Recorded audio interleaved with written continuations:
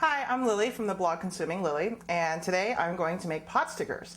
Potstickers are actually a variation on dumplings. Dumpling is kind of like an umbrella term for things stuffed in things. Every culture has a dumpling, you know, tamales, you have samosas. Chinese culture, dumplings is a really big thing. We have it during holidays. It's a big family tradition to make them together. Potstickers are referred to as potstickers because they're cooked and they're literally translated. In Chinese, it's Guotie, which literally does mean pot sticking. So that's how we cook them. They are pan fried and then steamed lightly so that they're cooked all the way through. Other types of dumplings are water dumplings. They are literally translated to soy jiao, meaning water dumpling. There's also jinjiao, which is steamed dumplings. So there are a lot of different types of dumplings. Other ones in dim sum that you guys might know a little bit better would be the shrimp dumplings known as sha jiao, or in Cantonese ha gao. So those are the different types of dumplings, and today we're just going to focus on potstickers because that seems to be everyone's favorite because of the crispy, crunchy bottom. So today we're going to make the potstickers, and I'm just going to get started right now. The filling is going to be a variation on the traditional pork filling. I like putting shrimp in there with some extra veggies because I think it gives a nicer, more interesting texture as opposed to just biting into a lump of meat. So I have here some Napa cabbage, some string beans that I've sliced very thinly, some ground pork, and some shrimp that I've chopped. So I've cut these all in different ways so that they cook evenly when I do cook them, but they're also for texture. So I have these cabbage leaves cut really, really small in a very fine dice, and then I salted them and I squeezed out the extra water so that they wouldn't flood the inside of the dumpling when they cooked. The green beans I sliced very thin. These are on the bias, but they don't have to be. I just like the way that they look on the bias better. When they're in the dumpling, what it'll do is it'll create a little bit of a texture and it'll mold them together rather than having to put an egg, which I think is kind of an unnecessary addition. Basic ground pork, it doesn't really matter the fat ratio.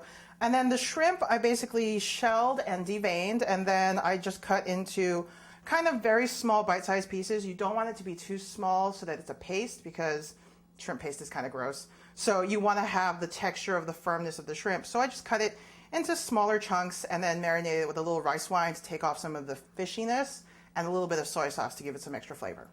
So I'm just going to start combining these all together.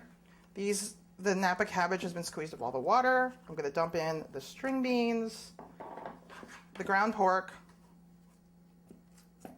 beautiful, and the shrimp. And now I'm just going to mix them together. Okay, this might actually be more efficient for the purposes of today. So now I have a pretty good filling, and you can tell that it is a lot of green, and I think it just makes for a better, lighter dumpling. So now that you have all your ingredients mixed, I'm going to add in some of the seasoning. I have a low sodium soy sauce, which I realize is not Chinese soy sauce, but I like this one better because you can control the salt levels, and you also can have the option to use a dipping sauce, so it's not overpowering. So I'm going to put in some soy sauce, a little sesame oil to give it that nice fragrant punch, and really go easy on the sesame oil because you can put in more, but you really can't take it out, and then some white pepper. And then I'm going to mix it together again. It kind of varies how much salt you need to add if you do want to add salt, because the low sodium soy sauce, even though it is low sodium, still has salt in it. And for me, it isn't exact because I change the proportions of how many dumplings I make every time. So I'm going off a smell memory here. Once you decide what kind of batch you like, then you can figure it out.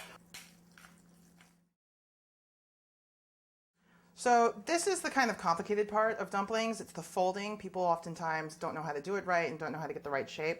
So this is going to be a little step-by-step for you.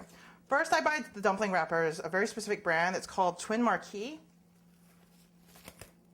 I really like these ones because they're very thin. Sometimes when you go and have potstickers at a restaurant, the dough is really thick and chewy and floury, and it's just really gross. I don't think that the dough should be the overwhelming factor when you bite into a dumpling. So I like these because they're really thin, but they hold up well when they're pan fried and when they're boiled, because the two different things do different things to the starches and then the flour wrappers. So because they tend to dry out, I have a damp paper towel over them. And you can see they're the round ones. The square ones are used for wontons, which is a totally different dumpling, which is a totally different conversation. So what I'm going to do is I'm going to grab one of them, put them in my hand. Remember to always keep these covered. And take a small amount, less than you would think for filling. Make sure you have an even amount of everything. So a really kind of judicious amount. And put it in the middle. And then I'm just going to dip my finger in a bowl of water, just normal tap water, and put it around the ring of the entire dumpling. Okay, pay attention. Fold it in half, but don't close it so it looks like a taco. And you're going to pinch, and you're going to pleat one side only, and then pinch it. And then you're going to pleat again and pinch. You're going to pleat again and pinch, and then pleat again and pinch, and then you're going to pinch it off. So it ends up looking like this. And the reason we do it like this, so that they're perfectly like this, is that they sit up like that so that when you cook it, the bottom has a bottom to crisp. And then when you put them in a pan or you put them on a plate, they actually cup each other. They're kind of spooning. So you have a nice little pan of dumplings that all fit together nicely. They cook evenly, they cook well, and when you flip them out, they look really nice. So it takes a little bit of practice. I've been doing this with my hands since I was 4. My grandma was the first one to teach me how to do this. My mom's doing it. It's kind of a family tradition for me to fold them like this. Every family does them a little bit differently. I like them this way. I wonder why. But, you know, this is just probably the most efficient way to do it. The other thing I was going to mention is that you really do need to carefully measure how much filling you have. You see here, I put in a tiny bit too much and there's a little bit of pork sticking out. That's why you can't have too much. And if you have just the right amount, you don't need to worry about air bubbles because the filling will naturally fill in all the air spaces. So you'll get used to it over time. So I'm going to make a couple more, enough to fill up a pan. And if you have any extras, this is the great thing about dumplings. The extras, if you put them on a plate, on parchment paper, or just put them on a straight plate, put them in the freezer like this and let them freeze until the tops are a little harder. You can put them in Ziploc bags and store them in the freezer for about 6 months. And you can cook them from frozen. Just put them straight in the pot frozen and you're good to go. So this one batch, unless I'm really hungry one day, will last me about 6 months. So that's great. Anytime I need a quick fix or I want to make some snack for myself, I'll always have these in the fridge ready to go and made from scratch. So I finished all the dumplings. I folded them up and I'm covering them still with a damp paper towel to make sure that the tips don't dry out. And now I'm just heating a little bit of oil, not too much, in a skillet. I'm using a smaller skillet because a smaller skillet can probably squeeze about 15 dumplings, and I think that's pretty good serving size because typically they're appetizers. So I'm just warming up some oil, and what I'm going to do is, you see how I've arranged them on the plate so that they're cupping one another, again, the spooning? I'm going to put them in the exact same arrangement in here. Obviously the plate's bigger than the skillet, so they're going to be less in the skillet, but you'll watch. And I'll do it really quickly so that they brown evenly at the bottom. The oil is getting hot, but it's not super hot yet. So I'm just going to arrange them in the bottom very quickly. And it helps when you arrange them in the plate like this. I know it seems kind of obsessive compulsive to do it like this now, but as you can see, because I've done it this way, it's so much easier to arrange in the pan. And sometimes there's a hole in the middle. You can put an extra one for good luck, which I did. So now the oil is slowly cooking the bottoms, and we're just going to let them brown and crisp up at the bottom.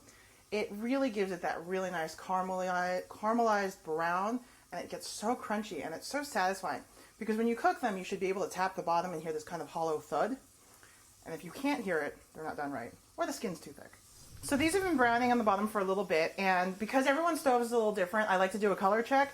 So you just pick one up and you look at the bottom, and that has a nice brown to it. So I'm going to dump in a little bit of water now so that they can start to steam. I'm going to dump in the water and I'm going to immediately cover them so that they can steam. And I'm using a glass top so that my life is a little easier. If you don't have one, it's fine. You can hear when the water evaporates. So here we go.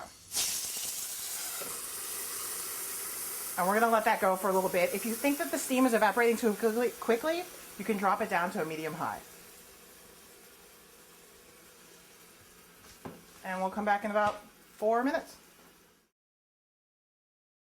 So the dumplings are almost gone. I can see all the water is almost evaporated. So I'm going to lift up the lid, let it finish off. Very nice. You can still see that from the edges there's a little bit of water. You can just let that evaporate off, take off the lid, let it go. And then you should have a plate ready and a kitchen towel ready, because you're going to flip them out of the pan, and it can be a little tricky. So that's why it's really important to make sure that all of the water is gone, or else you will be visiting the ER. When the water's gone, you'll actually stop hearing the crackling, which is very helpful, or you could look.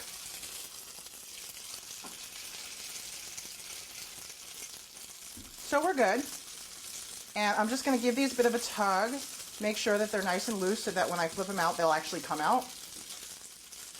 Every baker knows that this is kind of critical. Okay, so they're all ready to go. The plate right on top. It's really good if you measure the plate beforehand. Towel, little prayer, and a flip. I really hope this works. And there you go. You have a nice crispy bottom. As I promised, a hollow, crispy bottom sound. And they're beautifully brown, and when you serve them like this, the crispy bottoms will stay crisp rather than being steamed into the plate. So you can serve this right away with a dipping sauce, and you're good to go.